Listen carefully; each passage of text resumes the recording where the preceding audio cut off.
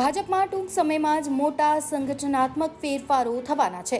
રાષ્ટ્રીય અધ્યક્ષની ચૂંટણી 20 એપ્રિલ બાદ થઈ શકે છે, જેના માટે વડાપ્રધાનના નિવાસસ્થાને મહત્વપૂર્ણ બેઠક યોજવામાં આવી હતી, જેમાં ગુજરાત, ઉત્તર પ્રદેશ, કર્ણાટક, મધ્યપ્રદેશ અને પશ્ચિમ બંગાળ જેવા રાજ્યોના પ્રમુખો પણ બદલવામાં આવી શકે છે. પાર્ટી યુવા ટીમ બનાવવા પર ધ્યાન કેન્દ્રિત કરી રહી છે. આપને જણાવી દઈએ કે ગુજરાતના નવા પ્રદેશ અધ્યક્ષના નામ પર લાંબા સમયથી મંથન ચાલી રહ્યું છે, ત્યારે સી.આર. પાટીલના અનુગામી કોણ બનશે તેના પર સૌ કોઈની નજર છે.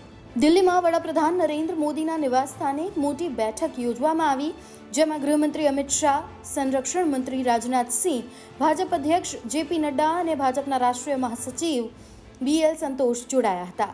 આ સાથે જ સૂત્રોની માનીએ તો બેઠકમાં સંગઠનમાં ફેરબદલ અને નવા રાષ્ટ્રીય અધ્યક્ષની ચૂંટણી અંગે ચર્ચા કરવામાં આવી છે. જાણકારી અનુસાર અત્યાર સુધીમાં 15 રાજ્યોના અધ્યક્ષની ચૂંટણી થઈ ચૂકી છે.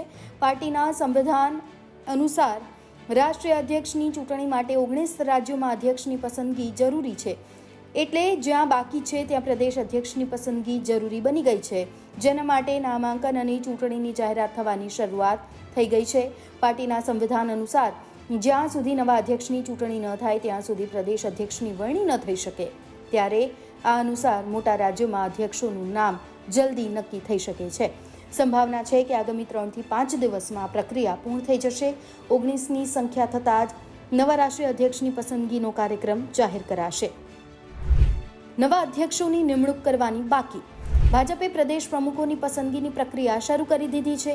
ઘણા રાજ્યોમાં આ પ્રક્રિયા પૂર્ણ થઈ ગઈ છે, પરંતુ ગુજરાત, ઉત્તર પ્રદેશ, મધ્યપ્રદેશ, કર્ણાટક અને પશ્ચિમ બંગાળ જેવા કેટલાક મોટા રાજ્યોમાં નવા પ્રમુખોની નિમણૂક કરવાની બાકી છે. ટૂંક સમયમાં થઈ શકે છે નામોની જાહેરાત.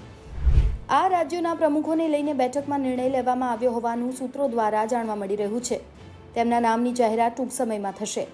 આવતા વર્ષે પશ્ચિમ બંગાળમાં વિધાનસભાની ચૂંટણી યોજાવા જઈ રહી છે, તેથી ભાજપ નવા પ્રદેશ પ્રમુખ અને નવી ટીમની શોધમાં છે, જે ચૂંટણી પહેલા જવાબદારી નિભાવી શકે. 20મી એપ્રિલ બાદ પાર્ટી રાષ્ટ્રીય અધ્યક્ષની ચૂંટણી માટેનો કાર્યક્રમ જાહેર કરી શકે છે. ભાજપ યુવા ટીમ બનાવવા માંગે છે. પાર્ટીના અંદર વાતો ચાલી રહી છે કે ભાજપ યુવા ટીમ બનાવવા માંગે છે. આથી કેટલાક મહાસચિવ બદલવામાં આવી શકે છે અને તેમની જગ્યાએ યુવા ચહેરાઓને તક મળી શકે છે. પાર્ટી ભવિષ્યને ધ્યાનમાં રાખીને આ ફેરફાર કરી રહી છે. મતલબ કે ભાજપમાં યુવાનોને આગળ લાવવાની તૈયારી ચાલી રહી છે. પાર્ટી ઈચ્છે છે કે યુવા નેતાઓ આગળ આવે અને પાર્ટીને નવી દિશા આપે. આ પરિવર્તન ભાજપને ભવિષ્ય માટે તૈયાર કરવામાં મદદ કરશે. કેટલાક જૂના નેતાઓને આરામ આપવામાં આવી શકે છે. એવી ચર્ચા પણ છે કે સંગઠનમાં કેટલાક વધુ ફેરફારો થઈ શકે છે. જૂના નેતાઓને આરામ આપવામાં આવી શકે છે અને તેમની જગ્યાએ નવા લોકોને તક મળી શકે છે. ભાજપ ઈચ્છે છે કે પાર્ટીમાં હંમેશા નવી ઉર્જા રહે. એકંદરે ભાજપમાં મોટા ફેરફાર થવાના છે. નવા પ્રમુખની પસંદગી થશે, પ્રદેશ પ્રમુખો બદલાશે અને સંગઠનમાં પણ ફેરબદલ થશે. આ ફેરફારનો ઉદ્દેશ પક્ષને મજબૂત કરવાનો અને ભવિષ્ય માટે તૈયાર કરવાનો છે. આ ફેરફાર બાદ ભાજપ કેવી રીતે આગળ વધે છે તે જોવું ખૂબ રસપ્રદ રહેશે. યુવા નેતાઓને મળશે તક.